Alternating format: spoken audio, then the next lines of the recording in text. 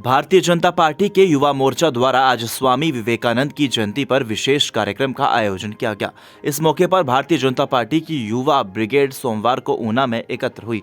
इस कार्यक्रम में भाजपा युवा मोर्चा के नए प्रदेश अध्यक्ष सन्नी शुक्ल ने मुख्य अतिथि के तौर पर शिरकत की। सन्नी शुक्ल पहली बार ऊना आए हैं।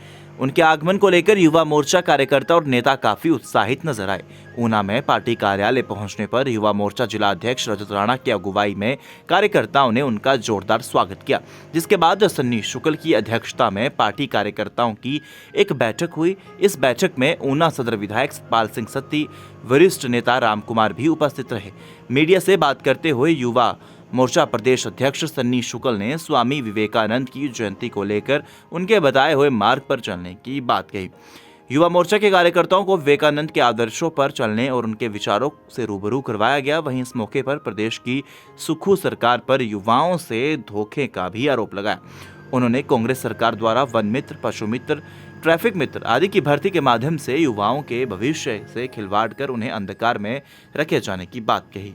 युवा दिवस के रूप में स्वामी विवेकानंद जी की जयंती को मनाने जा रहा है और ऊना में भी जिस तरह से युवाओं में यहाँ जोश दिख रहा है, यहाँ से स्पष्ट होता है कि स्वामी विवेकानंद जी जो हैं वो हर एक युवा के प्रेरणा स्रोत रहे हैं। जिस तरह से उन्होंने कहा था कि उठो जागो और तब तक चलते रहो जब तक लक्ष्य की प्राप्ति ना हो, तो लक्ष्य हम सभी युवा साथियों के सामने है। जिस तरह से प्रधानमंत्री नरेंद्र मोदी जी ने 2047 तक इस भारत को विकसित राष्ट्र बनाने का एक संकल्प लिया हुआ है, तो उस संकल्प सिद्धि के लिए हर एक युवा तैयार है और उस संकल्प सिद्धि के लिए युवा मोर्चा का हर एक कार्यकर्ता अपनी अपनी भूमिका सुनिश्चित करेगा और ये सकारात्मक दृष्टिकोण से आगे बढ़ेगा। 2027 के विधानसभा चुनावों में युवा मोर्चा की क्या देखिए, 2027 के चुनावों में युवा मोर्चा की भूमिका बड़ा स्पष्ट रहने वाली है।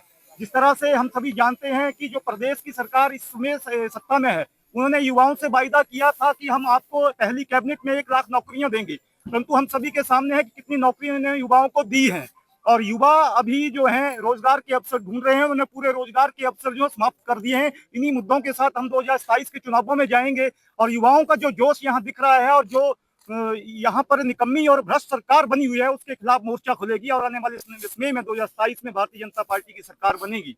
युवा दिवस के रूप में स्वामी विवेकानंद जी की जयंती को मनाने जा रहा है और ऊना में भी जिस तरह से युवाओं में यहाँ जोश दिख रहा है, यहाँ से स्पष्ट होता है कि स्वामी विवेकानंद जी जो हैं वो हर एक युवा के प्रेरणा स्रोत रहे हैं। जिस तरह से उन्होंने कहा था कि उठो जागो और तब तक चलते रहो जब तक लक्ष्य की प्राप्ति ना हो, तो लक्ष्य हम सभी युवा साथियों के सामने है। जिस तरह से प्रधानमंत्री नरेंद्र मोदी जी ने 2047 तक इस भारत को विकसित राष्ट्र बनाने का एक संकल्प लिया हुआ है, तो उस संकल्प सिद्धि के लिए हर एक युवा तैयार है और उस संकल्प सिद्धि के लिए युवा मोर्चा का हर एक कार्यकर्ता अपनी अपनी भूमिका सुनिश्चित करेगा और ये सकारात्मक दृष्टिकोण से आगे बढ़ेगा। 2027 के विधानसभा चुनावों में युवा मोर्चा की क्या देखिए, 2027 के चुनावों में युवा मोर्चा की भूमिका बड़ा स्पष्ट रहने वाली है।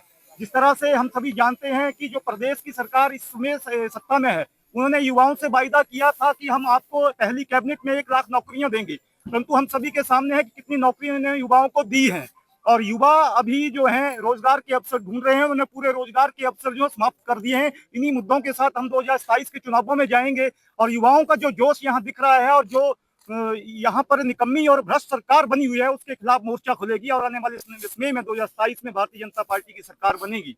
दैनिक सवेरा हिमाचल के लिए ऊना से राजीव भनोट की रिपोर्ट।